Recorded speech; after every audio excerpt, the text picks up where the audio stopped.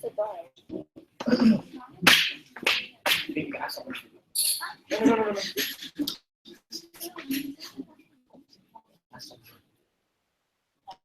Come on.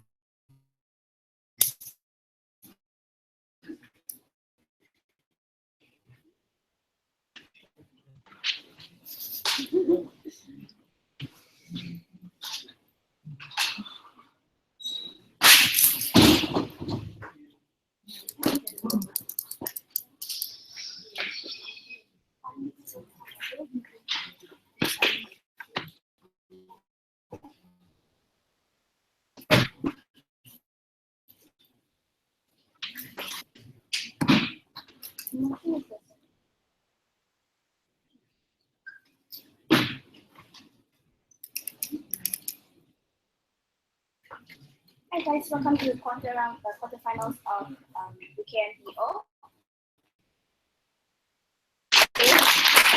Today with me is Alison and Patrick on a motion about the entire date.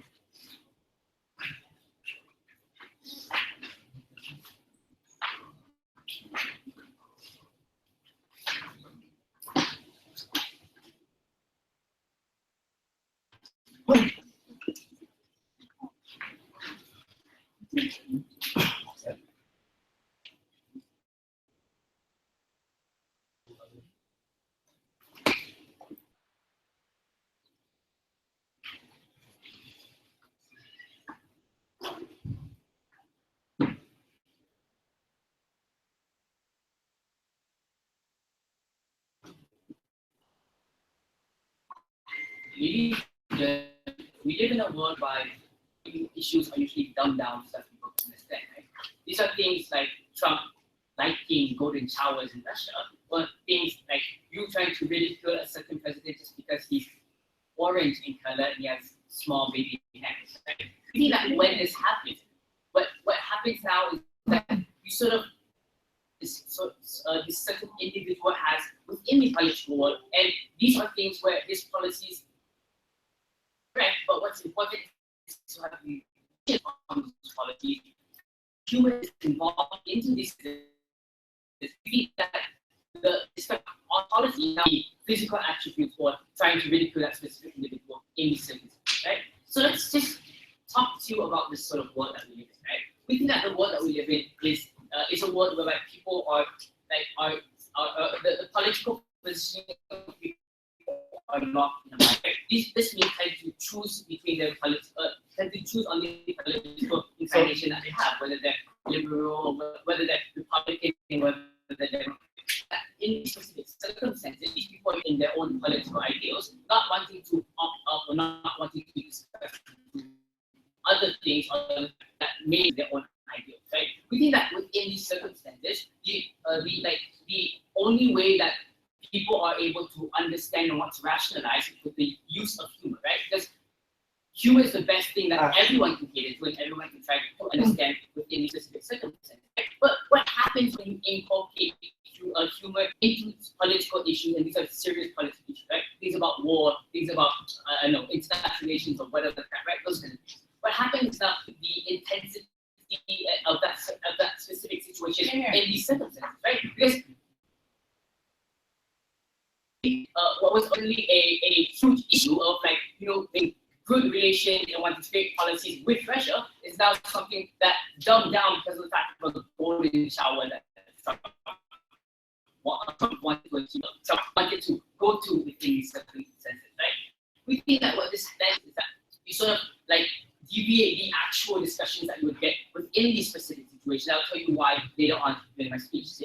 So why exactly these people use humor, right? Because these news corporations and media use humor because of the fact that the facts about serious political issues are facts that are, yes, usually boring and usually not, right? And usually you can sort of get this sort of level of relatability with those specific.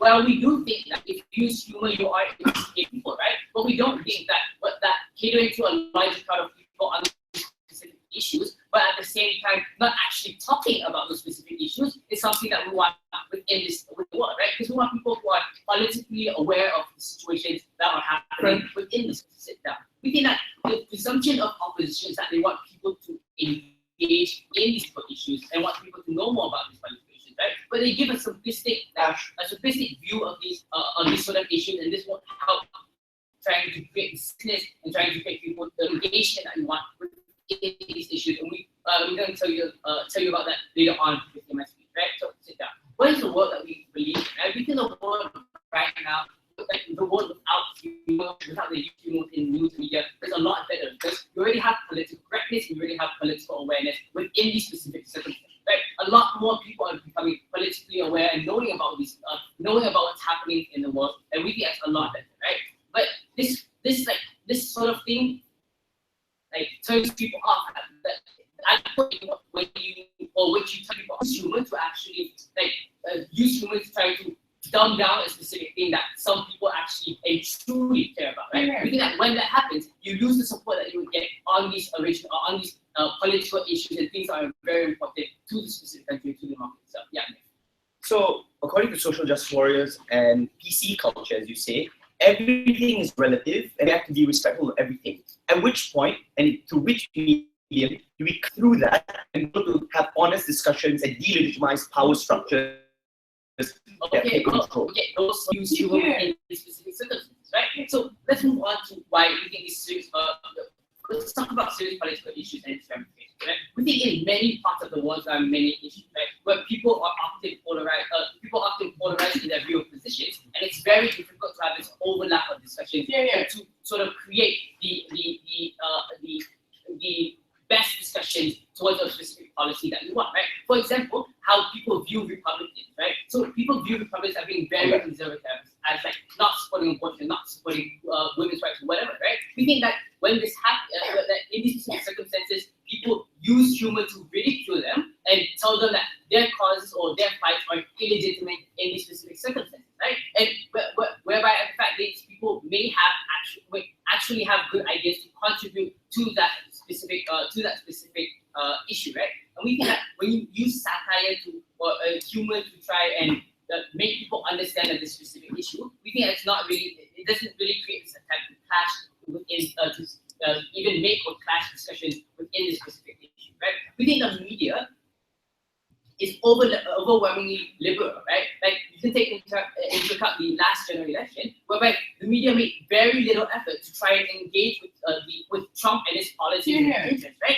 We think that instead of trying to focus on these policies, what happens is that they try to joke about Trump and tell him that, oh, because Trump is he's an individual celebrity who is orange or has small baby hands, so he won't even get into power, right? Do you think that this is the joke that they made? But on the other hand, the people who on the joke is that when you make these issues as jokes, what happens is that the liberal turnout of these the liberal turnout in these elections was very little in these right? And because of the election, because of that, Trump was able to win the election within these specific circumstances, right? We think on the comparative that you may reach more people. We think that reaching people isn't the discussion that we should be having. What we should be having and what should be more important is the relevant and actual facts that you have within a specific issue and discussions that you get, right? So let's talk about these serious issues that don't need humor to be real, right? We think oftentimes the press and media want to impose a type of narrative of news onto people so that people would try to sort of engage with these issues, right? We think that when you use humor, you focus on the more laughable parts of that issue and not the actual issue, right? This means that you focus on how to in this, and it's very difficult for people to engage with these specific individuals, right? We think that this then turns people off from wanting to actually engage because you're always ridiculing people, you're always ridiculing news, you're always ridiculing these specific issues, right? We want a world and a society where people are more engaging and more aware of what's happening in their own country. And that's why you should go inside. Make it a speech to call upon the.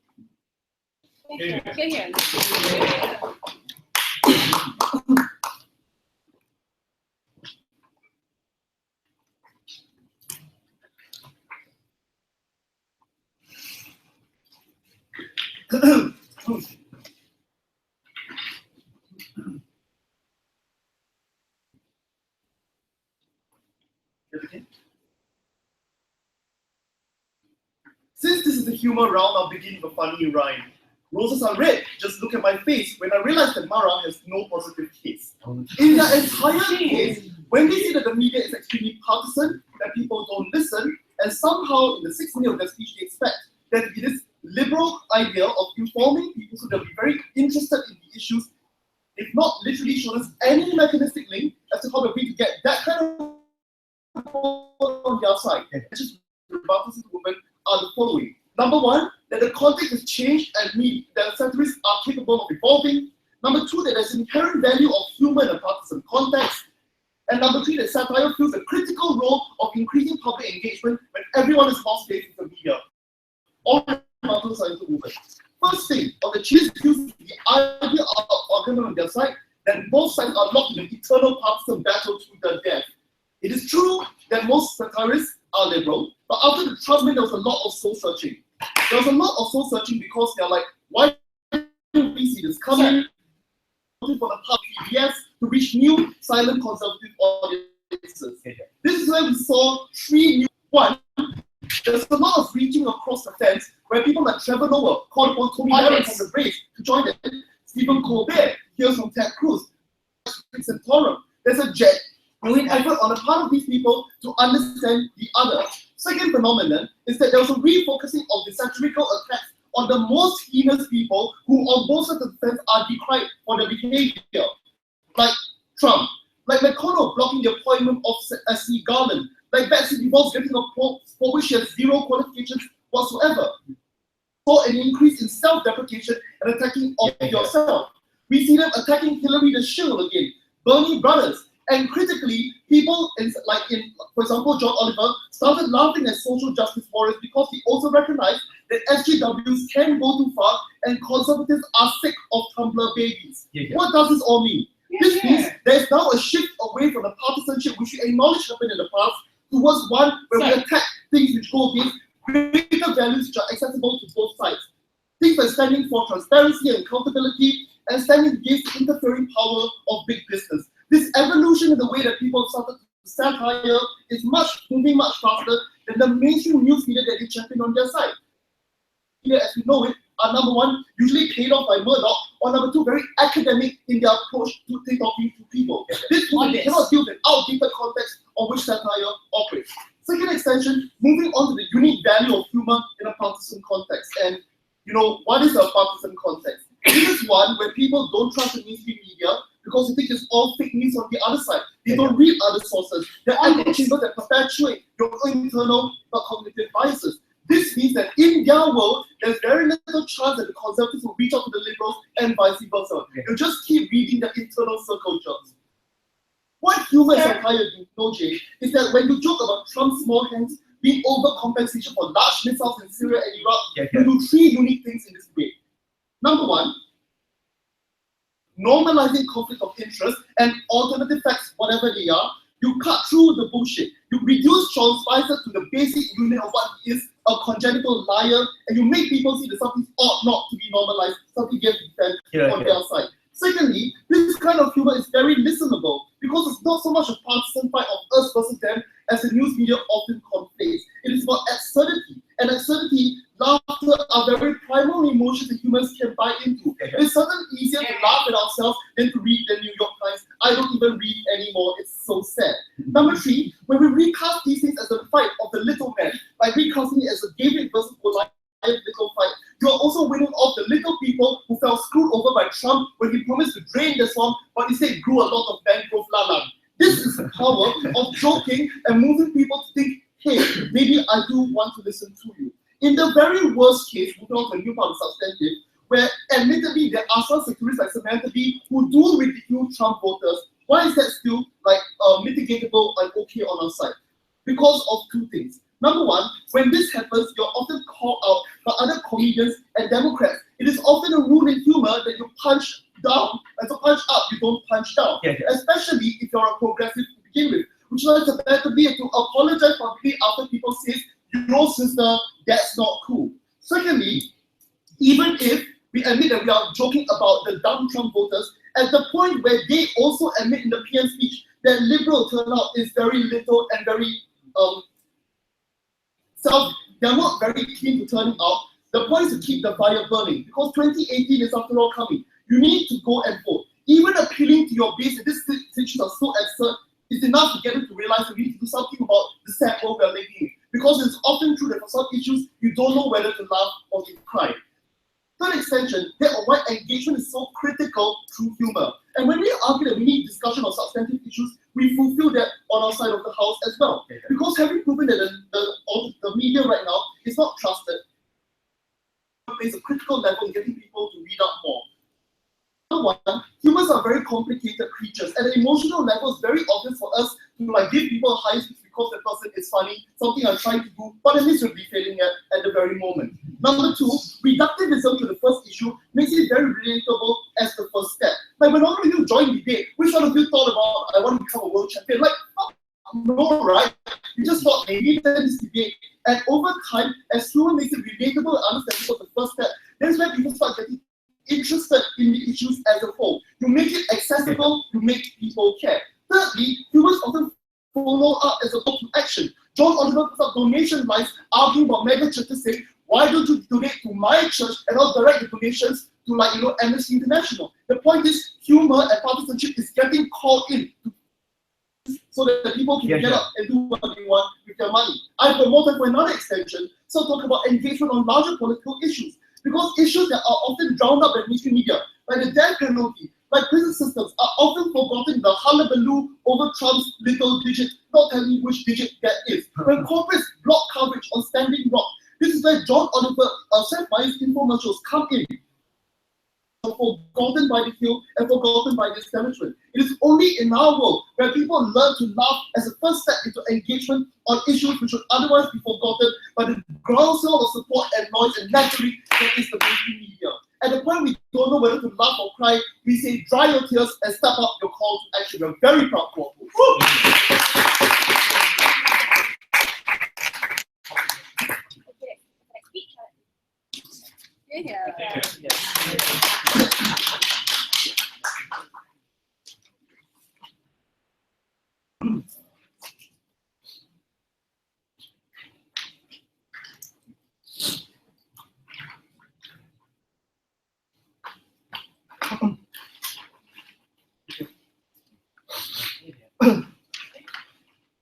The same way in which leader of opposition essentializes the capacity of the prime minister to argue in this debate to a negative case is the same way in which the portrayal of satire and humor essentializes the characteristics of voters as simplistic individuals that may not necessarily understand and can't argue, that can't impact material until much later.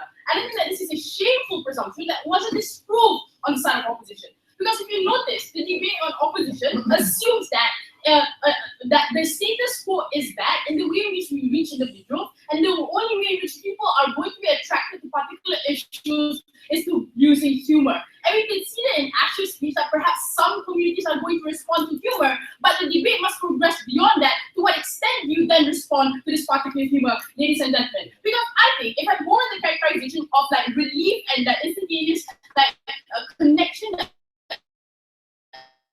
people often have with nature. What does this mean? That the relief that you give to individuals when they listen to these issues, the comedic sense and comedic timing that you inject, or the ridiculing that you often utilize as a means to restrain people away from these issues, often means that you placate individuals to their understanding and their awareness to this issue. This means that at the point where you're watching that John Oliver video, you may laugh and think, that's really funny. It is true that we need to care about abortions, but beyond that, I don't think they were able to indicate the cause of action or the progression which they get cause of action. So maybe there's incentives to create videos that cater to people, but Lucas provided no analysis to the incentives of individuals to constructively and comprehensively engage with that material, and I think this is shameful. I'm going to be talking about two things on responsibly integrated. So Lucas told you that often a status quo that you saw post the Trump election, that people started reaching out across the divide because they wanted to understand conservatives more.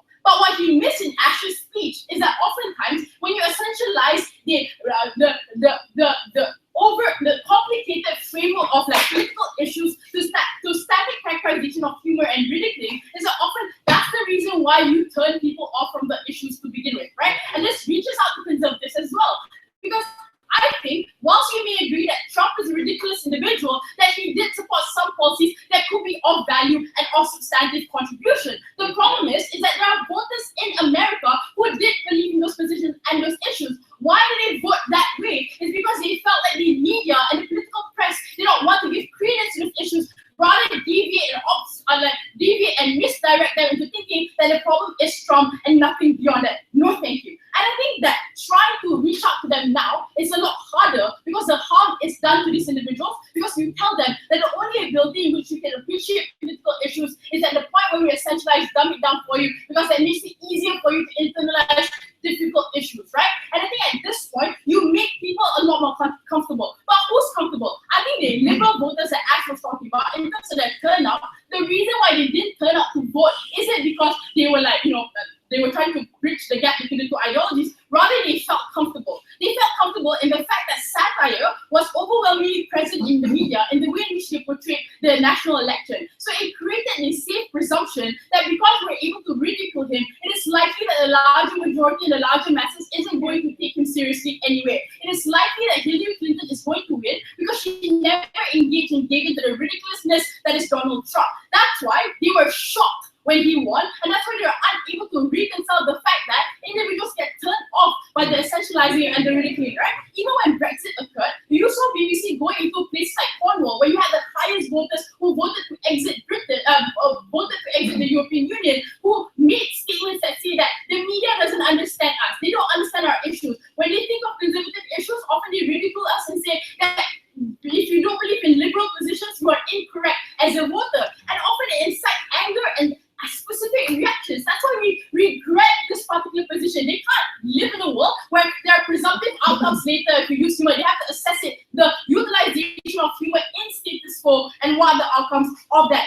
ladies and gentlemen. Secondly, right, I think when it comes to creating absurdity, there's a presumption and creation of elitism that the media and the political press attaches upon themselves in the way in which they engage with people. You have an obligation to reach out to people, to create awareness, to educate them. But at the point where you say the only way in which you can understand these issues in where we ridicule is to reach you. What you do is you essentialize them as individuals with little capacity to intellectualize those discussions, right? So I agree, maybe the world isn't full of debaters, but people like the fact that you talk down on them. The same way in which when we go to school and we tell people about things and they're like, oh, these debaters are talking down on me, I don't really understand, right? That's the same here. And especially in the liberal context, where the media is currently overwhelmingly liberal, favor a lot of liberal position, there was no incentive to indicate why people are going to engage to begin with. Comparatively, thank you. When you look at this, is like, okay, so this is like a really extreme example, like Breitbart, the way in which they analyze the material in their website. There was no humor, no satire, no attempt to ridicule the other side, rather trying to explain their position. So it's problematic positions, but they were able to constructively explain it. That's why they were able to get followers and voters to begin with. So I think when it comes to forgotten voices, you forget the voices of individuals at the point where you say, we're going to prioritize things that are more humorous in nature, especially when it's clashing, right? So the credibility of the media becomes less impactful at the point where you say you can only engage in this particular discussion by utilizing humor. I think it's that thing, yes. The civic bias here has the ability to engage through partisan lines. Okay, notice that the biased mainstream media, in its attempts to engage with partisan lines, often assume that the opposing side has problematic positions that need to be corrected. And the correction can only come when you attempt to show them how ridiculous their positions are, how humor can teach them and engage with them. That means that the political partisan divide that we know in active speech exists in the world currently, because they're not going to relate to you at the point where you say your conservative position or your right positions are like constructively engaged. When you look at you ridiculing the policies in which you support, the positions of believing that race and religion is just as important as culture, they're not going to want to engage with you, and that's already evident in status quo. I think the point at which people choose to disengage is when you're unable to discharge your responsibility to create awareness. Because the strategy of misdirection to obfuscate the abilities of individuals and engage with the interests of those particular issues. Notice that in a lot of liberal media who try to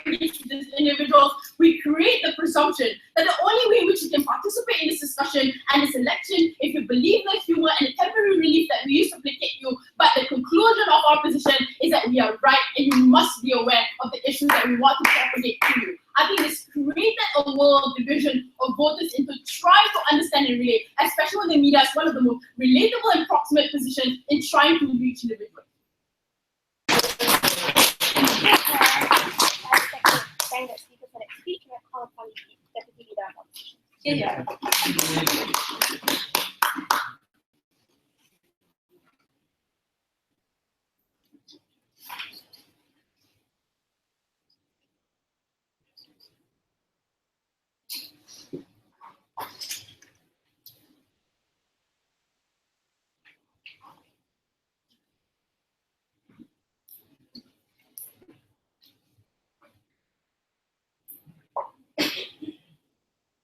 Ladies and gentlemen, for the government to come up here and try to say that the entire reason why we lost the Democrats lost the election was because that mainstream satirists was the reason why people fell into a culture of complacency. There's also a naive world to live in. Maybe it's because of the political machinations of the Republican Party in gerrymandering. Maybe it was because of 24-hour news media that hyped up terrorism that scared the living shit out of Republicans to vote for individuals. Maybe it was the internet allowing for the balkanization of the media, allowing you to read whatever you want. It seems more likely that the media balkanizing and also catering to their own base, as well as scaring the living hell out of people because they want more viewership and more clicks, seem to be a much more driving force over why people were scared shitless and voting for Trump at the end of the day, as opposed to Seth Meyers engaging with the other side of the political spectrum, laughing about the absurdity about people going to war and not delegitimizing the actual important ideas in the world. No, not yet. The first thing I'm going to do is our satirists likely to engage the media in a responsible manner and a substantive manner, because we think that this is a fundamental premise that apparently the government bench in this debate believe that satirists don't care about substantive issues at all and merely talk about the small digits that Donald Trump has. If you can disprove this, none of your arguments actually apply in this particular debate, ladies and gentlemen. First, the incident required. Lucas talking about the fact that a lot of these political satirists already talk about issues because people care about them, ladies and gentlemen. The fact that viewers are unlikely to watch people making big jokes on the show, ladies and gentlemen, vapid and unsubstantiated, when oftentimes the selling point is that they are political satirists meant to talk about the politics of the day, ladies and gentlemen. That means, what is the more likely characterization you're talking about? The fact that we use humor as a medium to convey serious and urgent issues when we talk about them. For example, talking about empathy in the Republican Party when they're trying to block Obama's issue, not to trivialize Obamacare, ladies and gentlemen, but to delegitimize the power structures and the respect we have for Republican parties that we apparently can't engage and can't criticize right now. It's simply absurd to think of Seth Meyers or John Oliver, who has made many thorough analysis about the worst problems that America faces years, ladies and gentlemen, and the kind of documentaries and research, legal, economic, and social, political, ladies and gentlemen, and communicate that in the most engaging and relatable way possible, and can reduce that on the government bench as simply saying dick jokes is what. I think that's not a very genuine characterization on that side. I'll sit down. Secondly, ladies and gentlemen, we think there's also an incentive in this particular circle on the other side of the political spectrum as well to view your show, which is all the analysis Lucas gave in regards to engaging with Tommy Lahren, that for example, Seth Meyers engaging with Trump, for example, all this for you to be able to garner more viewers from the other side of the political spectrum as well. We think that's incredibly important because people who are satirists are not the same as, for example, people in the news media. Why is that true? The reason for that is because they're often unaffiliated with the political parties within that particular state. For example, CNN has been known to be rife with Democratic operatives and people who are in the revolving door of politics and that particular news media. Whereas people like John Oliver or, for example, Jon Stewart, ladies and gentlemen, are people who are completely detached and independent from that political process in this circumstance. That means they need to appeal to both sides of that political spectrum, lest they risk not being able to have any viewership at all in this circumstance. that means there's a greater incentive for you to discuss things like, for example, making fun of Republicans, but in a substantive manner rather than just a purely insulting manner in this circumstance. We think that's important. But lastly, it's as if they think that we're just punching down onto people and making fun of them, when we already told you the incentive is that it's not funny to punch down, and you get critiqued by other satirists as well. Rather, what you do is punch up towards elite individuals and the powerful. That's why this whole elitist sentiment doesn't exist, because oftentimes we're critiquing power structures rather than people at the bottom, ladies and gentlemen, because it's a lot funnier to make fun of people who are seen invincible in the status quo rather than people who are already vulnerable. That's often not very funny. Those are the structural things that we told you are incentives, and that was the things that Jay did not respond to. Sit down. But secondly, ladies and gentlemen, we also think it's incredibly important for us to be able to delegitimize ideas that people in America just aren't able to engage with. For example, in the Iraq War, people and politicians were able to use things like American patriotism as well as nationalism to be able to tell people that you can't critique ideas, that you told people go to war and shut up because it's things that guide our founding principles of our country. Absent which the media follow and kowtow to those particular sentiments, because, for example, there are three fundamental reasons. The first is that the media is oftentimes funded by, are often subject to corporate capture in this particular circumstance, funded by ad campaigns, things like advertisement revenue, and also corporate investment, ladies and gentlemen. Or the fact that the media prioritizes access to political events more so than anything else. That's why they don't go very hard to Republican, on Republican operatives, because they want to be able to get into the RNC whenever it comes around the next time. Or thirdly, they need to maintain an air of neutrality. That means that going too hard, asking a follow-up question will be seen as disrespectful. That's why you can't cut through the bullshit when it comes to the media, ladies and gentlemen, because they're too busy either being PC, respectful, or being a shield of those particular political parties, whereas the individuals in those particular sectors can. Yes. The majority of liberal commentators already have liberal viewership and don't need to cater to conservatives. Even your token measure of reaching out to Tommy Larry, we see follow thesis discussing her expressions rather than talking about reaching out to the opposing side. Yes, we've already considered right from the start that primarily you have liberal viewership, but the comparative is that you don't have a reliable as well as interlinked view with the Democratic Party and political operatives because you're independent.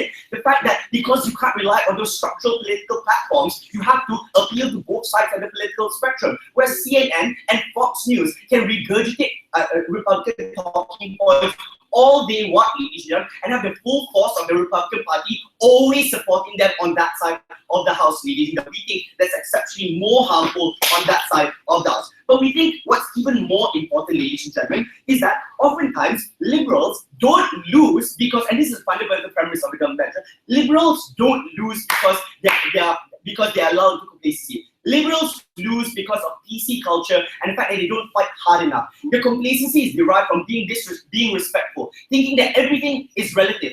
We pointed out multiple times, especially in QI, to cut through that, to be able to say something is objectively wrong and absurd, galvanizes individuals into action where they were previously said that it's all relative, it's all respectful, it's all okay because I'm liberal. I think that helps it more. Thank you very much. Thank you, next speaker, for that speech to call upon the government.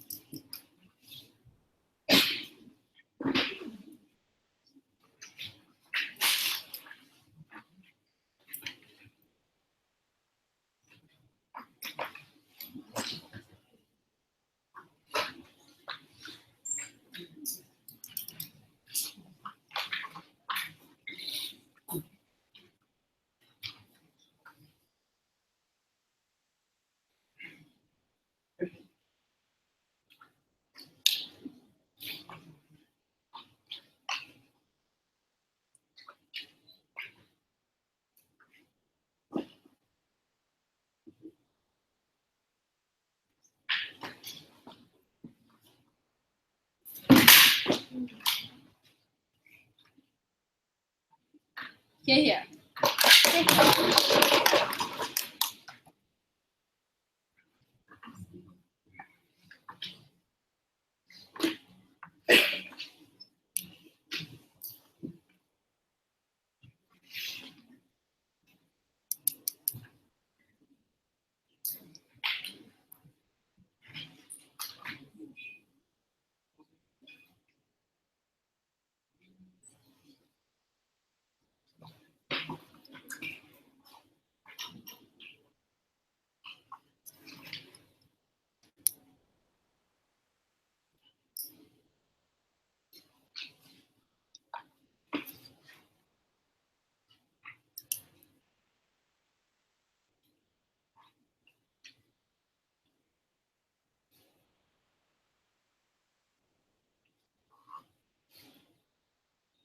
the burden isn't on government to prove that we lost the elections just because of what we were telling you just now. We just trying to tell you that there are many other issues that we're telling you that we need to take into consideration, that we need to forward as well in order for people to understand and engage in the real nuances of the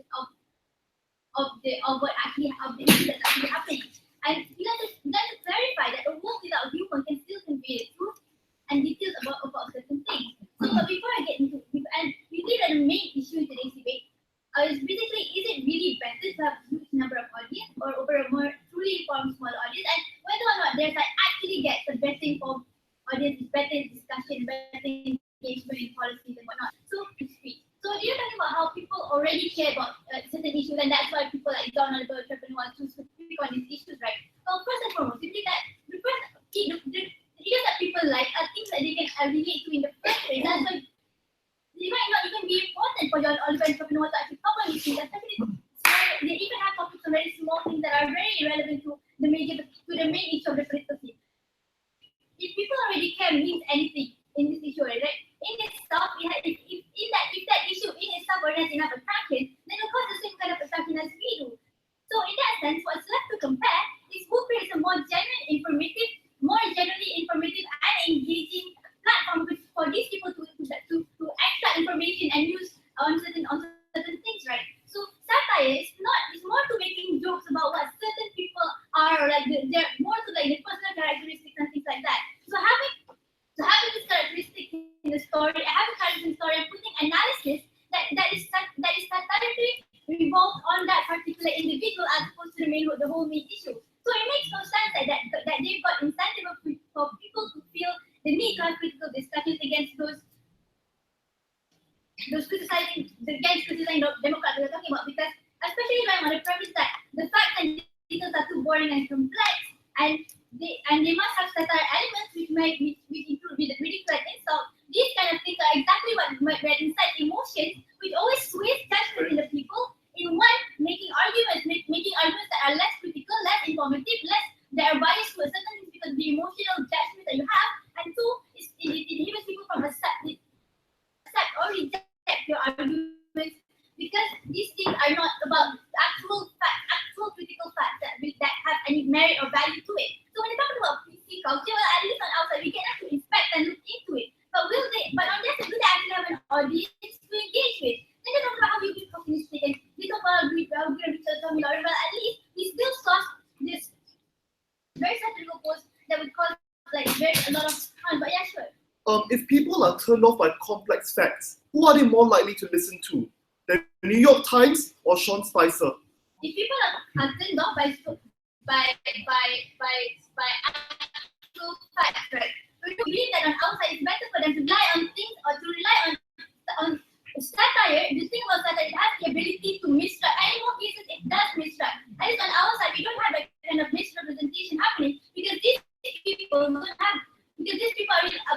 seeing on the facts. So, and when they stand, at least they can't misinterpret that fact because they know that they don't understand and they're not going to go feed about it in a misrepresented way. As opposed to if you see like some satirical cartoon and you think you understand it, but you don't, and you explain those ideas, and then you let these ideas onto other people. Therefore, you're creating this messed up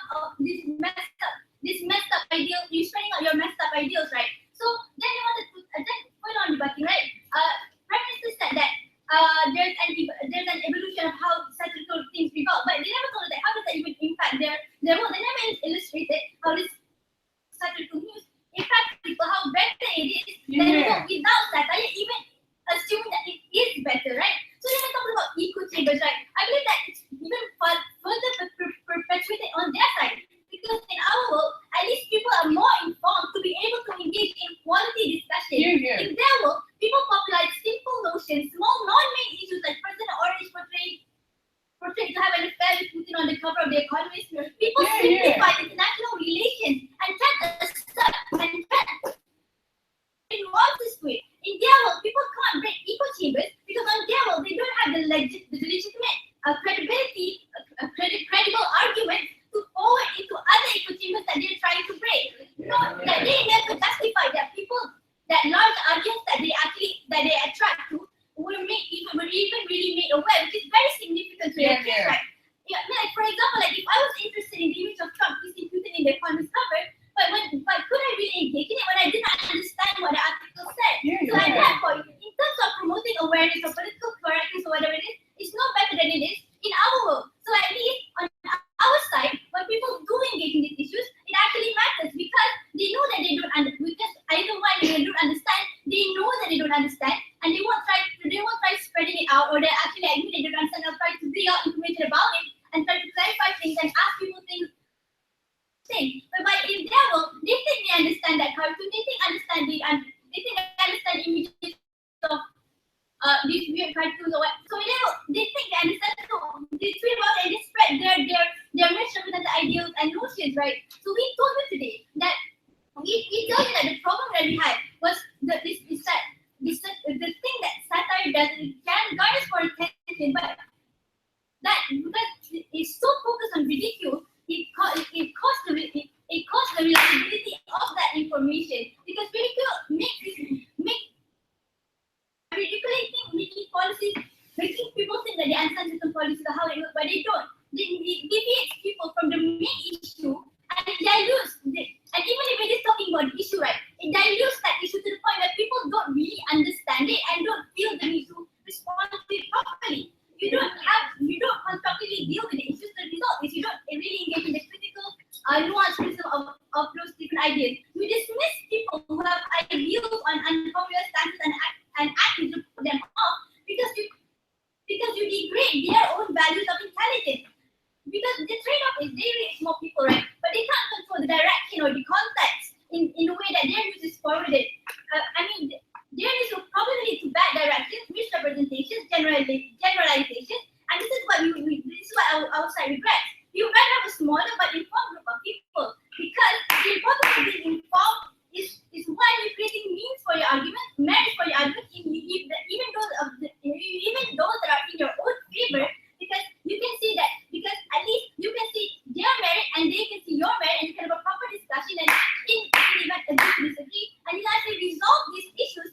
But the only way you can actually resolve these issues, if you actually see these issues for what they actually are, you have only been able to actually critically criticize them and look at it as a person, as an individual, or a leader, or as a collective. You have more credibility, you have more political capital that's more engaging and more trustworthy for your people. Without your proud to support.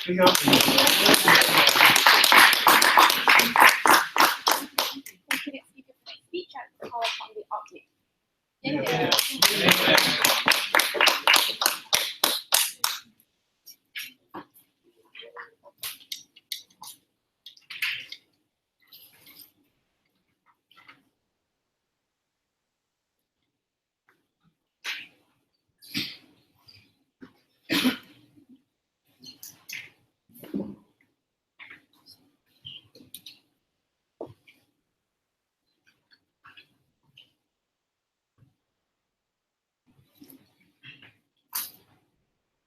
We were to engage in a very serious, heated discussion between two people with opposite beliefs, like always happens on Facebook comment sections. We all know how that turns out. No one agrees, everyone hates each other.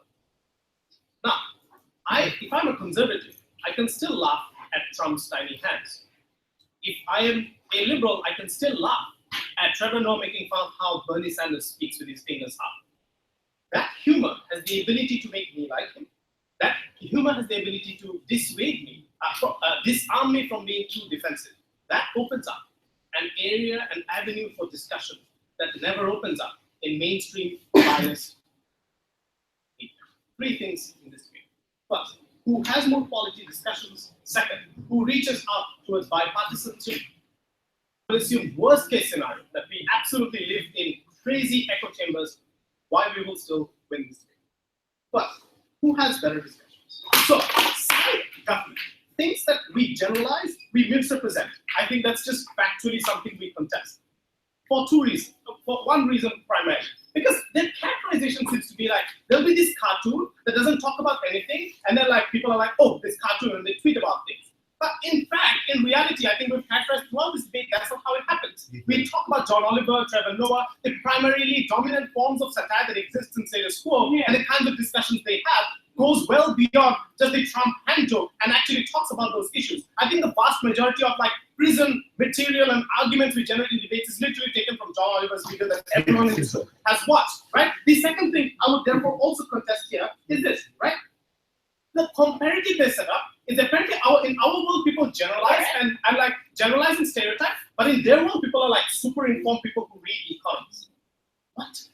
Look, if I'm someone who reads the Economist, I'll read the Economist in both worlds, right? Therefore, your Seth Meyers, even if he's misrepresenting things, won't be able to sway me if I'm already reading Economist in the New York Times and apparently just reading. Great. So that no.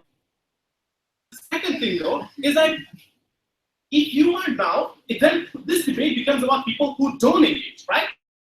So the first is even someone who doesn't read, and that happens to a large majority of millennials, because a lot of us are disengaged in a world of information overload, where it's easy to get our attention, where we turn off our attention.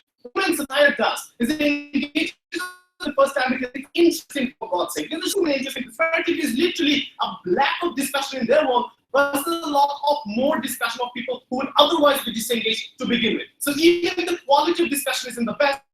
I think I want to complain that. Sure. You didn't say you fight with like watch John Oliver and then respond positively and substantively to the things that he discusses. I have found some of the intelligent conservatives to be the ones who want John Oliver to begin with, and I think those are the people who seem to have who seem to be the ones that I can engage with the most, right? I think the ones that do, and I think on a comparative, those people actually never bothered to read the CNN. I think that's so moving on. Secondly, in terms of this, right? So let's say you essentialize and secondly, they said, look, there's no value in like very comedic discussion that happens on a global. I think that's untrue for a few things. So first of all, we told you why PC culture and the necessity to cut through that PC culture necessarily let us engage through a lot of issues that we formerly did not engage with. I think that's an avenue of discussion that opened up on our world they never responded to. Through cults of personality, because mainstream media would always take people seriously and not actually go through those cults of personality, and that engagement was absolutely crucial. That never happens in their world in any way, right? So I think it's an avenue of discussion that happens in our world, never engages in theirs. The third thing that we said was how satire is actually crucial to sometimes actually add value to a lot of discussions. So delegitimizing a lot of things, like PC culture, delegitimization actually is important and can only be done through satire.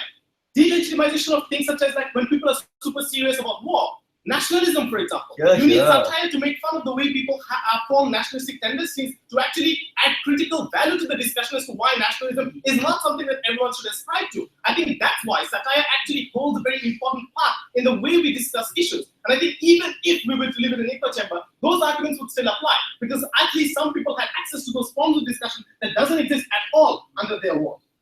Second, but actually who reaches more bipartisan support? So they say you don't, because like, I don't know, like this assumption that you have like liberal like followers. We told you there's a natural interest to do so, and I think the whole government bench also, by the way, never actually responded to Lucas's characterization of what has been happening since the post-Trump election. I think it was very crucial, because if you notice, all of Jay's analysis was literally how pre-elections happen. But we actually engaged in that world as well. Look, a few things.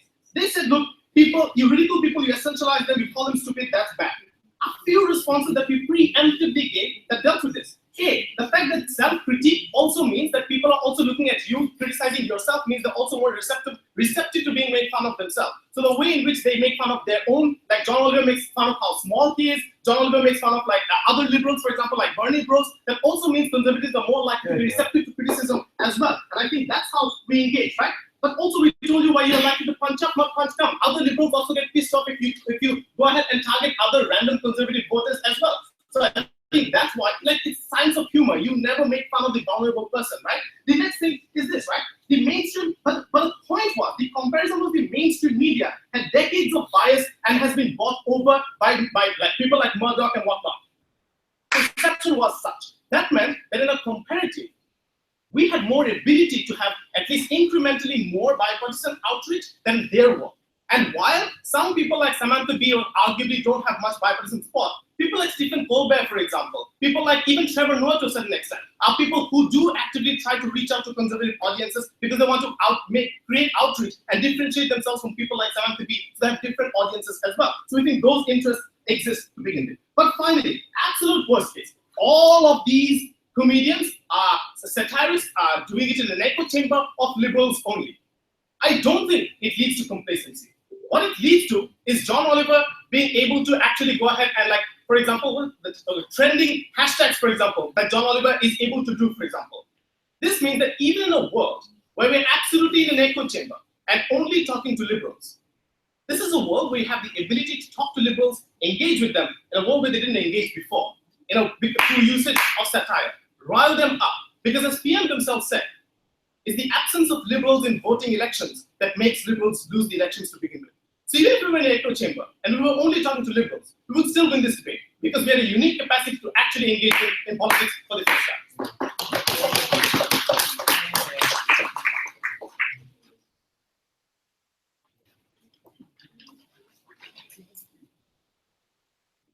Thank you to the speaker for that speech. Now I'd like to call upon the occupied. Here.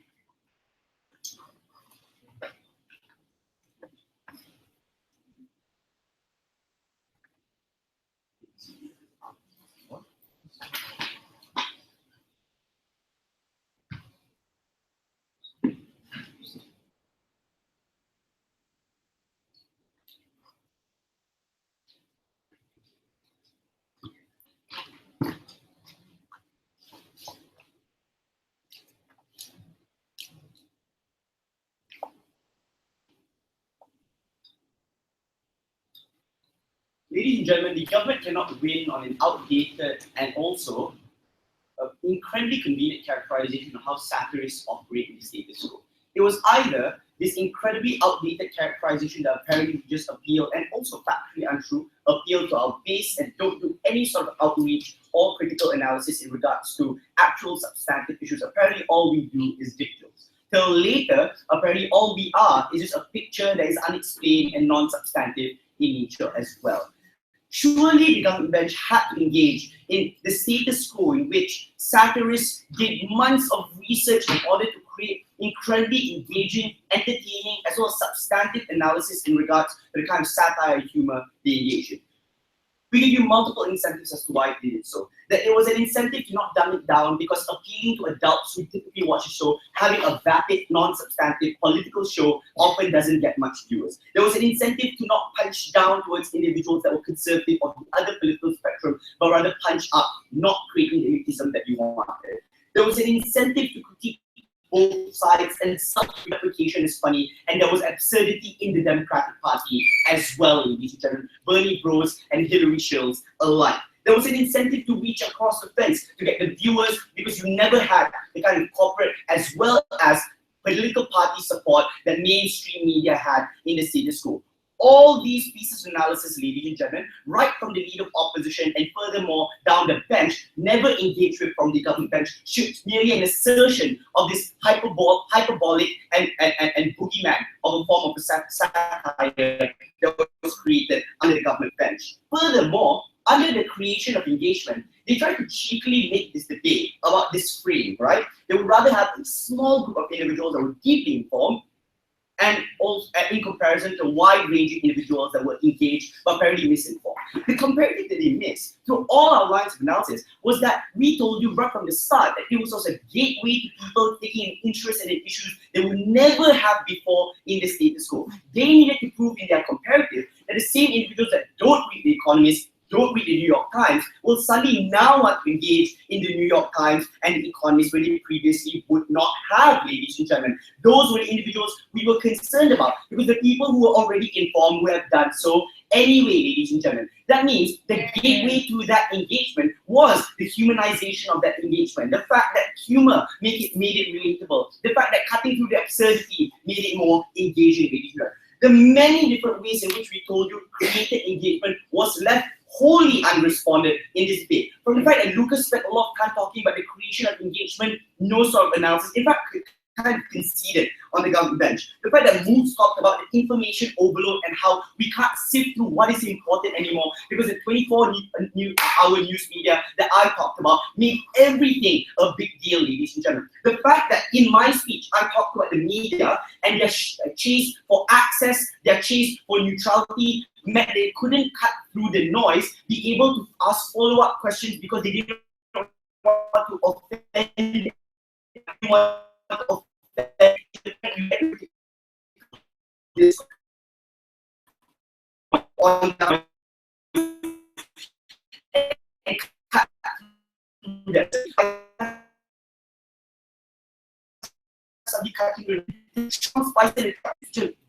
All the time. People are more likely, and the people you're concerned about are more likely to just choose and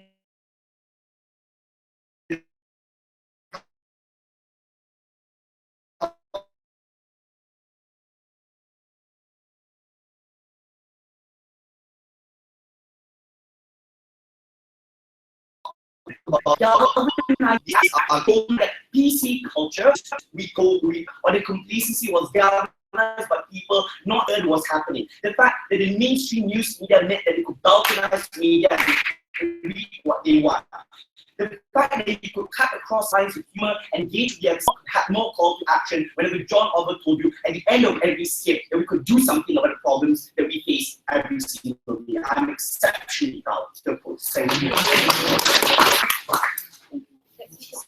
To sum up today, I'd like to call for the The fundamental flaw of opposition in this debate is to assume that the debate is a binary in our burden, right? That in proposition that the reason why satire and the rejection of satire is the only reason that contributes to the general election, or in the other, this is the best and only way for them to not individuals. But we told you from the get-go that this debate is an assessment to what world did we create, and the plot rise of the use of satire when talking about serious issue. The thing that Lucas was talking about, where in a world where we didn't allow or we didn't celebrate the use of satire, we didn't need to be as reactive as he says in his speech. We didn't need to navigate and apologize for the humor that essentially dilutes the capacity of the intellectual ability for individuals to participate.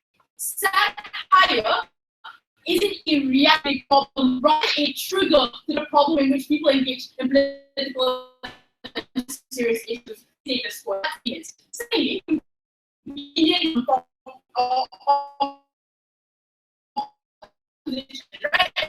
positive from the but the problem discussions to the way no response that an individual who already feels that humor actually actually analyze and understand that this goes back to feel comfortable in the inability for the opposing side to criticize me. But for a lot of individuals who face the opposing views and they agree that the majority of these satires are often tied to a lot of liberal values, that these individuals don't receive the same kinds of positive interaction. Because you essentially saying right? We don't internalize the substantive that comes because we look at his case when he ridicules the Republican Party, we look at his disbelief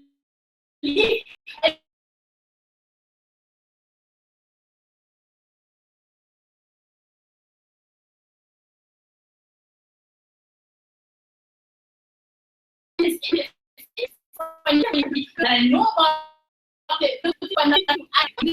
analysis on the cult of personality works in favor of proposition that came out in Mubarak's speech, because the cult of personalities that exist in media so far as the voters or the people that are watching your information are not inclined to believe in the same ideas. So he says there are some intelligent individuals that may watch John Oliver that's conservative, but that no matter how much majority of individuals who watch this one would be inclined to believe into that there's specific ideology to be totally so automatic instances like Trump being voted into power, like Brexit occurring, right? But last year, this discussion of there's a this is Now there's a counter narrative that is given to established media houses. But a lot of the premise of our argument dictates that a lot of the behaviors and the languages that a lot of the satirists engage upon bolsters their own individual beliefs, bolsters a lot of the popular liberal narratives that exist in status quo. So whilst you must engage upon, that's not true, because a lot of your viewership isn't contingent on you being neutral, rather about you being popular and like fun. Without ever showing you a progress how it reaches the other side. And that's why we regretted the satire. So I don't think the practicalities or the silver bullet argument is the challenge of this is a win for opposition, because they needed to indicate at what point this person suddenly shifts from being a liberal political commentator to now wanting to remain neutral, especially when John Oliver has millions and millions of liberal individuals watching his videos. The incentives doesn't exist. And I think the tokenistic measures that they exist in state art is a but in fact, if we didn't dumb things down for people, if we didn't say that the only way in which you can engage is by humor, is if we don't tell them that your political reality stops short at your ability to intellectualize without your capacity to laugh at a joke that a person says. I've never been proud of